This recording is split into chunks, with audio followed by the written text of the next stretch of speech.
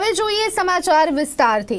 ખાસ કરી અને વડાપ્રધાન નરેન્દ્ર મોદી આજે ગુજરાતની મુલાકાતે છે। અત્યારે હાલ તેઓ અમદાવાદ પહોંચી ચૂક્યા છે। ઝાયડસ કેડિલા પ્લાન્ટની અત્યારે હાલ તેઓ મુલાકાત લઈ રહ્યા છે। ઝાયડસ કેડિલા દ્વારા ઝાયકોવિડ રસી તૈયાર કરવામાં આવી છે કે જેના 2 ક્લિનિકલ ટ્રાયલ પૂર્ણ થઈ ચૂક્યા છે અને સફળ પરીક્ષણ અત્યારે હાલ પૂર્ણ થઈ ચૂક્યું છે। ત્યારે ટૂંક જ સમયમાં ત્રીજા તબક્કાનું પરીક્ષણ શરૂ થશે। ઝાયડસ કેડિલા દ્વારા જે તૈયાર કરવામાં આવી છે ઝાયકોવિડ રસી, તેને લઈને સમગ્ર ગુજરાત અત્યારે હાલ આશાવાદી જોવા મળી રહ્યું છે। ખાસ કરી અને વડાપ્રધાન નરેન્દ્ર મોદી અત્યારે હાલ ઝાયકોવિડ રસીને લઈને જે તમામ પ્રક્રિયા છે તેનું અત્યારે હાલ પોતે વ્યક્તિગત સમીક્ષા તેઓ કરી રહ્યા છે। તે જ સંદર્ભે અત્યારે હાલ વધુ ચર્ચા માટે મારી સાથે જોડાઈ ગયા છે ડોક્ટર સંકેત માંકડ કે જેઓ ઇન્ફેક્શન સ્પેશિયાલિસ્ટ છે। ડોક્ટર સંકેત, ગુજરાત ન્યૂઝમાં આપનું સ્વાગત છે। ડોક્ટર સંકેત, ખાસ કરી અને આજનો દિવસ મહત્વપૂર્ણ માનવામાં આવે છે। અલગ અલગ કહી શકાય કે રસી પર અત્યારે હાલ પરીક્ષણ થઈ રહ્યા છે, અલગ અલગ રસી પર કામ ચાલી રહ્યું છે। ત્યારે ઝાયડસ કેડિલાની ઝાયકોવિડ જે રસી તૈયાર થઈ છે તેના કહી શકાય કે તેની કામગીરીની સમીક્ષા માટે વડાપ્રધાન નરેન્દ્ર મોદી જ્યારે પોતે અહીંયા આવ્યા છે ત્યારે આ મુલાકાત એક સૂચક સાબિત થઈ રહી છે। પહેલી પ્રતિક્રિયા। જેમ હાલ જે અમદાવાદ અને મહારાષ્ટ્ર, દિલ્હી, રાજસ્થાનમાં આપણે એક સેકન્ડ વેવ ઓવરઓલ ઇન્ડિયામાં જોઈ રહ્યા છીએ કે જે વધારે ઇન્ટેન્સિટી સાથે કોવિડ-19 નો આવ્યો છે। ઓવરઓલ આ સ્ટ્રેન ખાસો ટોક્સિક છે અને જે પ્રમાણેનો ફેલાવો અને ઇન્ફેક્ટિવિટી આપણે જોઈ રહ્યા છીએ એ અનપ્રેસિડેન્ટેડ છે। એનો કંટ્રોલ મેળવવા માટે એક સારી વેક્સિનની આપણે ડેફિનેટલી જરૂર છે। અને તમને અને દર્શક મિત્રોને જણાવતા મને બહુ ખુશી થાય છે કે Bharat, India A pharmacy of world કહેવામાં આવે છે। ફાર્મસી ઓફ વર્લ્ડ એટલા માટે કહેવામાં આવે છે કારણ કે 60% જે વેક્સિન્સ છે જે ડેવલપિંગ વર્લ્ડને સપ્લાય થતી હોય એનું મેન્યુફેક્ચરિંગ હબ ભારત દેશ છે। અહીંથી જ પ્રોડક્શન થાય છે વેક્સિન્સનું। સંશોધન ગમે ત્યાં થતું હોય પણ પ્રોડક્શન અને જે ટ્રાન્સપોર્ટ થતો હોય છે વેક્સિનનો એ ભારત દેશમાંથી જ થતો હોય છે। તેના પર આપણને ગર્વ હોવો જોઈએ। With regards to your question, આજે જે માનનીય વડાપ્રધાન શ્રી નરેન્દ્રભાઈ મોદી જે આજે એમનો ટૂર જે છે એ આજે આપણી ઝાયડસ કેડિલાની ફેસિલિટી ચાંગોદરમાં છે તેને વિઝિટ કરી છે। ઝાયકોવિડ વેક્સિન એના પર આપણને બહુ જ ઉમેદો છે। એરાઉન્ડ ફેઝ 3 ટ્રાયલમાં એન્ટર થઈ ચૂકેલી આ વેક્સિનમાં સારી સેફટી અને એફિકસી આવે એવી as a ID specialist, infection disease specialist હું આશા રાખું છું અને એક નાગરિક તરીકે બી આશા રાખું છું કે એમાં આપણને કોઈ સાઇડ ઇફેક્ટ રહિત સારી એફિકસી કે જેની 90% થી વધારે એફિકસી હોય એવી વેક્સિન આપણને મળી રહે। આ વેક્સિન 30,000 લોકો પર અજમાવવામાં આવશે ફેઝ 3 ટ્રાયલ્સમાં અને જો એ જે માપદંડો આપણે એક્સપેક્ટ કરી રહ્યા છીએ મળે તો ખૂબ જ સારું। બીજી બાબત એ છે કે આજે ભારત બાયોટેકમાં બી એમનો ટ્રાવેલ છે। ભારત બાયોટેક એટલે હૈદરાબાદ બેઝડ કંપની છે કે જે ઓક્સફર્ડ વેક્સિન સાથે બી એમના serum Institute of India Pune base છે ત્યાં બી એમનો આજે દોરો છે। એટલે આપણી જે 3 કંપનીઝ છે, indigenous companies, Zydus, Bharat Biotech અને Serum Institute of India Pune base છે, એ ત્રણેય વેક્સિન પ્રોડક્શન માટે હાલમાં સુસજ્જ છે અને આપણે આશા રાખીએ કે 1 કે 2 મહિનામાં આપણને સારા રિઝલ્ટ મળે। જી બિલકુલ। ડોક્ટર સંકેત, અહીંયા ખાસ કરી અને અલગ અલગ તબક્કાઓમાં જ્યારે ક્લિનિકલ ટ્રાયલ થતા હોય છે ત્યારે કઈ બાબતો પર સૌથી વધારે પ્રાધાન્ય આપવામાં આવતું હોય છે? કઈ બાબતો પર ખાસ ઝીણવટભરી તપાસ થતી હોય છે? અને સાથે એ અલગ અલગ તબક્કાઓની જો વાત કરીએ તો એ કેટલા મહત્વપૂર્ણ રહેતા હોય છે? ધ્વનિ, જ્યારે પણ આપણે સિચ્યુએશન એક ક્લિનિકલ ટ્રાયલને જોતા હોઈએ તો એને એક આઈડિયલી એક રેન્ડમાઇઝ્ડ કંટ્રોલ ટ્રાયલ કહેવામાં આવે છે કે જેમાં એક ટેસ્ટ ગ્રુપ હોય અને બીજું કંટ્રોલ ગ્રુપ હોય।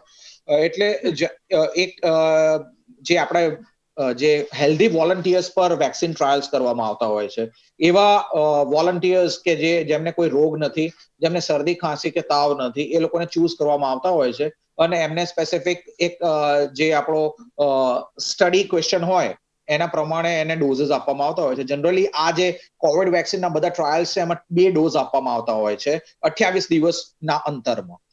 ફર્સ્ટ ડોઝ આપી અને એની સાઇડ ઇફેક્ટ કેટલી છે કે નહીં એ માપી લેવામાં આવતું હોય છે. નિરંતર બ્લડ ટેસ્ટ કરી એટલીસ્ટ 1 વીકલી ઇન્ટરવલ પર કે ભાઈ એન્ટીબોડી પ્રોડક્શન ક્યારથી ચાલુ થાય છે. આઈજીજી એન્ટીબોડી જે છે એ અગત્યનો હોય છે. એટલે આઈજીજી એન્ટીબોડી જે છે એ દર અઠવાડિયે ટેસ્ટિંગ કરવામાં આવતું હોય છે અને એનાથી આપણને ખબર પડે છે કે આ ઇન્ડિવિજ્યુઅલમાં આ વેક્સિન સ્પેસિફિક એન્ટીબોડીનું પ્રોડક્શન થઈ રહ્યું છે કે નહીં. Now with regards to your question, 4 phases હોય કોઈ પણ ક્લિનિકલ ટ્રાયલના, વેક્સિન ટ્રાયલના.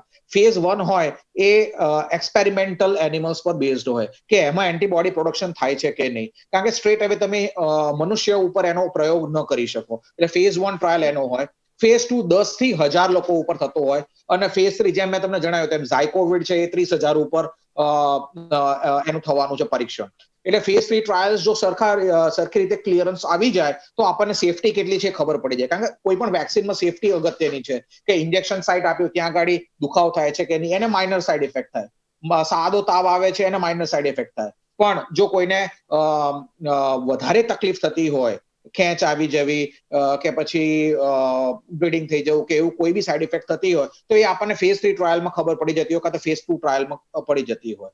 જો આ દરમિયાન કોઈ પણ ઇન્ટરફિયરન્સ થાય તો એ ટ્રાયલને ઇનિશિયલી હોલ્ટ કરવામાં આવે છે અને એનું ફરીથી રીઅસેસમેન્ટ કરવામાં આવે છે અને પછી ક્લિયરન્સ લેવો પડે એથિક્સ કમિટીનો કે ભાઈ આ ટ્રાયલ આગળ ચલાવો કે નહીં. સો ફાર સો ગુડ. આપણી ત્રણેય જે બી ચાલી રહી છે, ભારત બાયોટેક છે, સિરમ ઇન્સ્ટિટ્યૂટ અને ઝાયકોવિડ જે ઝાયડસ કેડિલાની વેક્સિન છે, એમાં એવું કંઈ બહુ મેજર રિપોર્ટિંગ થયું નથી અને આપણે આશા રાખીએ કે એ ફેઝ 3 ટ્રાયલમાં બી નીકળી જાય. ફેઝ 4 ટ્રાયલ છે જે એ પોસ્ટ માર્કેટિંગ સર્વેલન્સ છે કે જ્યારે માર્કેટમાં વેક્સિન એન્ટર થઈ ચૂકેલી છે અને યુ આર અસેસિંગ કે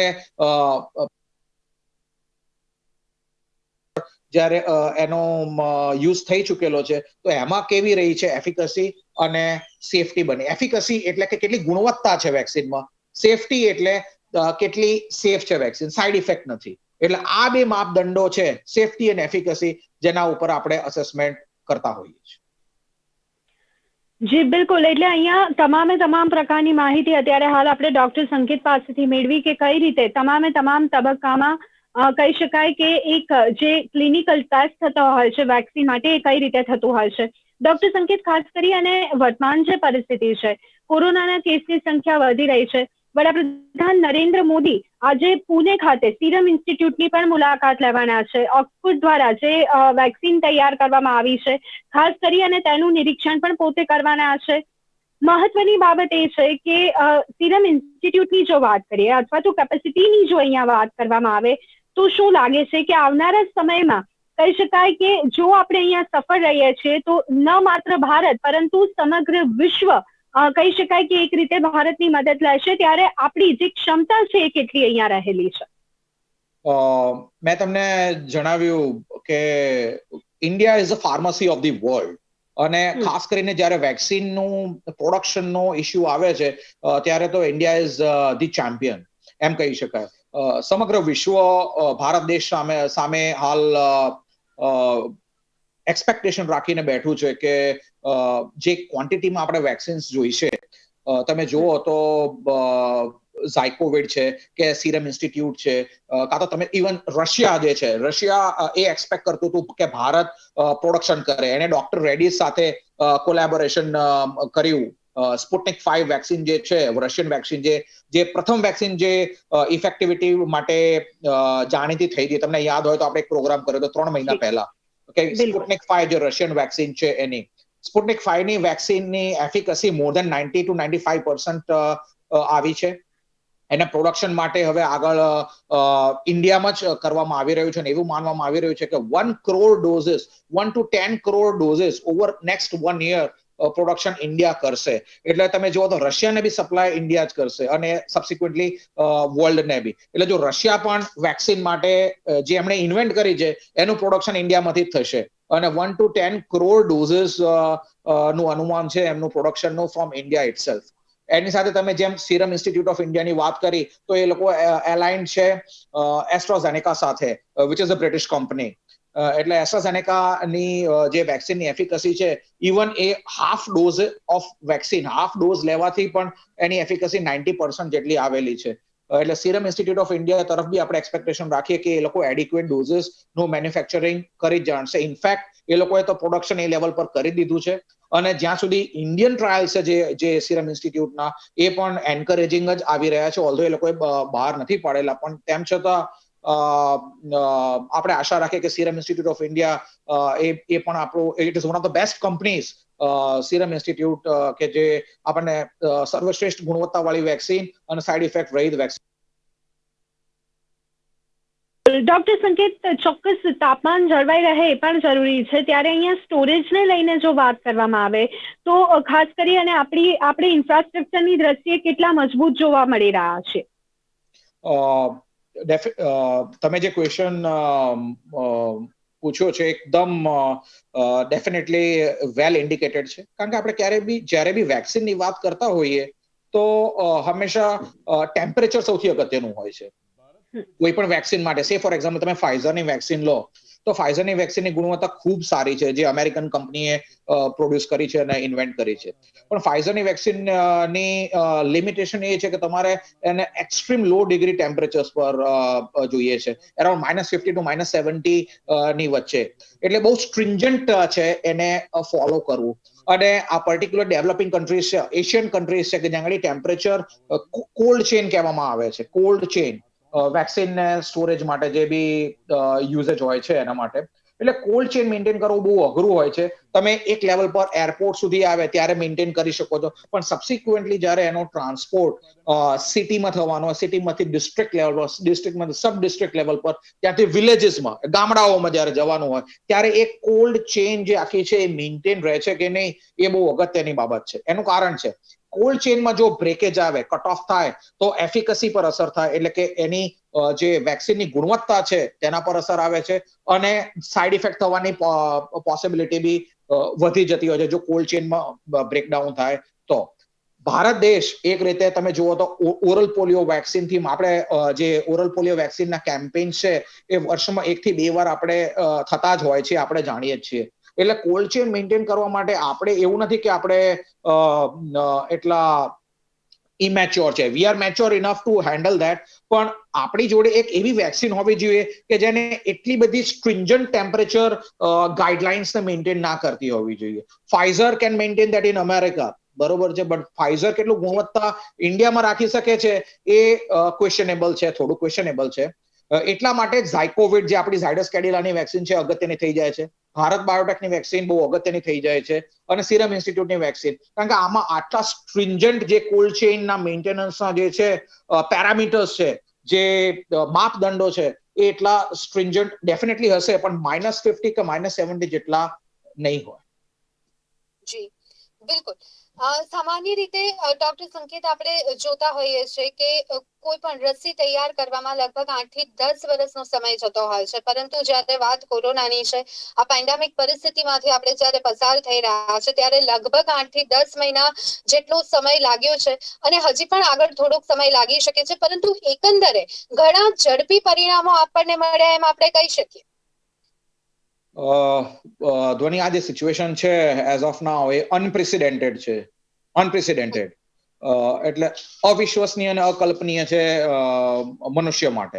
એટલે આવો પેન્ડેમિક કે એપિડેમિક કે જે આટલો એગ્રેસિવ હોય અને તમને મોર્ટાલિટી આટલી અને મોર્બિડિટી, મોર્ટાલિટી એટલે મૃત્યુઆંક પહોંચાડવાની ક્ષમતા કોઈ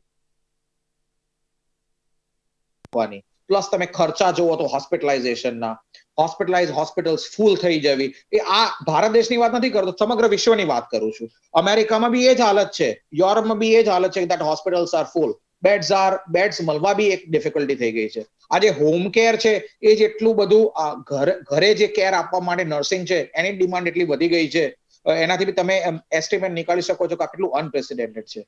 અને જ્યારે અનપ્રેસિડેન્ટેડ આટલી સિચ્યુએશન હોય એટલે તમારે એટલા ઇન્ટેલિજન્ટ અને ડેસ્પરેટ મેઝર્સ લેવા જ પડે. હવે એ ડેસ્પરેટ મેઝરનો એક એ આસ્પેક્ટ છે કે તમે બેસ્ટ વેક્સિન પ્રોડ્યુસ કરી રહ્યા છો.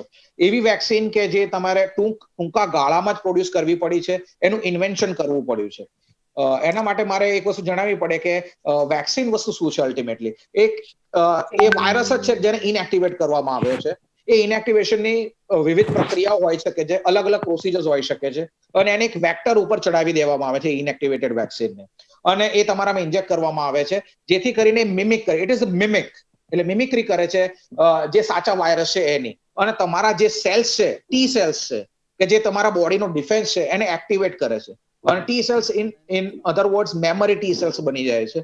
મેમરી ટી સેલ્સ કે જે રેકોગ્નાઇઝ કરે છે કે તમને ધારો કે ઇન્ફેક્શન થશે તો કે ભાઈ આ જે છે એ કોરોના વાયરસ છે, એટલે એને મારી કાઢે છે. એટલે આ રીતે વેક્સિન ફંક્શન કરે છે. એટલે ટૂંકા ગાળામાં જ આ વેક્સિનનું ઇન્વેન્શન એટલે કે એનું સંશોધન કરવામાં આવ્યું છે, અને એ જ ગાળામાં આટલું પ્રોડક્શન બી એક ડેફિનેટલી અ બિગ ચેલેન્જ છે.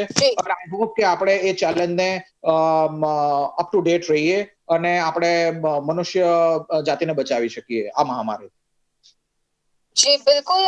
દર્શક મિત્રો, ખાસ કરી અને નિષ્ણાંતો પાસેથી અત્યારે હાલ આપણે માર્ગદર્શન મેળવવાનો પ્રયત્ન કરી રહ્યા છે, પરંતુ એ સાથે તમને જણાવી દઈએ કે વડાપ્રધાન નરેન્દ્ર મોદી જ્યારે અત્યારે હાલ ઝાયડસ કેડિલા પ્લાન્ટની મુલાકાતે છે, ત્યાંના સીધા દ્રશ્યો અત્યારે હાલ આપ આપની ટીવી સ્ક્રીન પર નિહાળી રહ્યા છો. વડાપ્રધાન નરેન્દ્ર મોદી ડોક્ટર સાથે, વૈજ્ઞાનિકો સાથે ચર્ચા કરતા નજરે પડી રહ્યા છે. ખાસ કરી અને રસીની ઉત્પાદન પ્રક્રિયાને લઈને અત્યારે હાલ તમામ પ્રકારની માહિતી વડાપ્રધાન નરેન્દ્ર મોદી મેળવી રહ્યા છે, અને તે દ્રશ્યો અત્યારે હાલ આપ સીધા ટીવી સ્ક્રીન પર નિહાળી રહ્યા છો. રસીનું ઉત્પાદન સાથે અહીંયા ટેસ્ટિંગની જે કામગીરી છે, ક્લિનિકલ ટ્રાયલની જે કામગીરી થતી હોય છે, તે વિશેની તમામ માહિતી અત્યારે હાલ વડાપ્રધાન નરેન્દ્ર મોદી મેળવી રહ્યા છે, અને તે તમામ દ્રશ્યો અત્યારે હાલ આપ જોઈ રહ્યા છો. આપ અત્યારે હાલ જે રીતે જોઈ રહ્યા છો કે તમામ પ્રકારની માહિતી વડાપ્રધાન નરેન્દ્ર મોદીને આપવામાં આવી રહી છે. ઝીણવટભરી દ્રષ્ટિએ અત્યારે પરિસ્થિતિનો તાગ મેળવતા વડાપ્રધાન નરેન્દ્ર મોદી ડોક્ટર સંકેત પાસે ફરી એક વખત માર્ગદર્શન મેળવવાનો પ્રયત્ન કરીશું. ડોક્ટર સંકેત, અત્યારની હાલની જે પરિસ્થિતિ છે, વેક્સિન પર સૌ કોઈની અત્યારે હાલ નજર જોવા મળી રહી છે. ખાસ કરી અને જે રીતે આખી બાબત આપણે અહીંયા સમજાવી કે વેક્સિન શું છે અને કઈ રીતે કામ કરે છે કોઈ પણ વાયરસ સામે લડવા માટે, ત્યારે એક પ્રશ્ન બીજો એ પણ છે કે સંક્રમણને ફેલાતા અટકાવી શકાશે વેક્સિન દ્વારા, કારણ કે તાજેતરમાં તેને લઈને પણ ઘણી બધી ચર્ચાઓ જોવા મળી હતી. ત્યારે આપ અહીંયા શું માર્ગદર્શન આપવા માંગશો? ઇફેક્ટિવ ઇન્ટરવેન્શન છે કે જેનાથી આપણે કોઈ પણ એપિડેમિકને કાં તો પેન્ડેમિકને કંટ્રોલ કરી શકીએ છીએ. વેક્સિન માં એક્ટિવ ઇમ્યુનાઇઝેશન કહેવાય. એક્ટિવ ઇમ્યુનાઇઝેશન એટલે કે જ્યાં આગળ તમે એક એવો ઇન્ટરવેન્શન કરો છો વેક્સિન દ્વારા કે જ્યાં આગળ તમારી બોડીને પ્રાઇમ કરીને રાખો છો ઓલરેડી, એટલે પ્રિપેર્ડ રહે છે તમારી બોડી એ જંતુ માટે કે જેને તમે એન્ટિસિપેટ કરી રહ્યા છો. એન્ટિસિપેટ એટલે જેની તમે એક્સપેક્ટેશન રાખી રહ્યા છો. જ્યારે જનતા, સે ફોર એક્ઝામ્પલ આપણે 10 પીપલ લઈ લઈએ તો 10 માંથી જો 5 જણ વેક્સિનેટેડ હોય તો એ 10 માંથી 5 જણને રોગ થતો નથી, કાં તો થાય છે તો બહુ લેસ સિવિયર પ્રમાણનો થાય છે, એટલે 5 જણ તો બચી જ ગયા. હવે 5 જણને જો એ ઇન્ફેક્શન થતું હોય અને જો એ લિમિટેડ રહે તો એ 5 જણ બીજા 5 જણને ફેલાવશે નહીં. એટલે બચ્યા કેટલા? ઓલ ઓવર 10 પીપલ, જે 10 માંથી 5 ને આપણે વેક્સિન આપી હતી, એટલે ઓવરઓલ તો બચાવ થાય છે 10 નો. એટલે એને કોલેટરલ સ્પ્રેડ અટકાવે છે કોઈ પણ વેક્સિન. વ્યક્તિને તો બચાવે જ છે પણ કોલેટરલ સ્પ્રેડ બી અટકાવે છે. એટલે બાય એન્ડ લાર્જ ઓવરઓલ આખી કમ્યુનિટીને એનો બેનિફિટ મળે છે. એટલે જે બી પર્સન્સ વેક્સિનેટેડ હોય એટલે તમે સ્ટ્રેટ હવે જે એ ઇન્ફેક્શિયસ ડિઝીઝ છે કે જે ચેપી રોગ છે એની જે ફેલાવો છે, જે ઇન્ફેક્ટિવિટી છે, એને સ્ટ્રેટ હવે કટ ઓફ કરો છો, કારણ કે તમને એનો કોલેટરલ બેનિફિટ મળે છે. કોલેટરલ બેનિફિટ એટલે કે જે વેક્સિનેટેડ પીપલ છે એ લોકો તો બચી જ જાય છે, પણ વેક્સિનેટેડ પીપલ ઓછો જે છે એનાથી ડિઝીઝ બર્ડન એટલે જે રોગનો આખો જે સમગ્ર જે સોસાયટીમાં ફેલાયેલો રોગ છે એ 50% ઓછો થાય. જે 50% ઓછો થાય તો એનું ટ્રાન્સમિશન બી ઓછું થાય છે. ટ્રાન્સમિશન એટલે કે જે લોકોમાં ફેલાવો છે એ ફેલાવો ઓછો થાય એટલે ઓવરઓલ નિરંતર જે ડિઝીઝનો જે ઇન્ફેક્ટિવિટી છે એ ઓછી થતી જાય છે. આ રીતે વેક્સિન બેનિફિટ કરે છે સમગ્ર સોસાયટીને, સમાજ.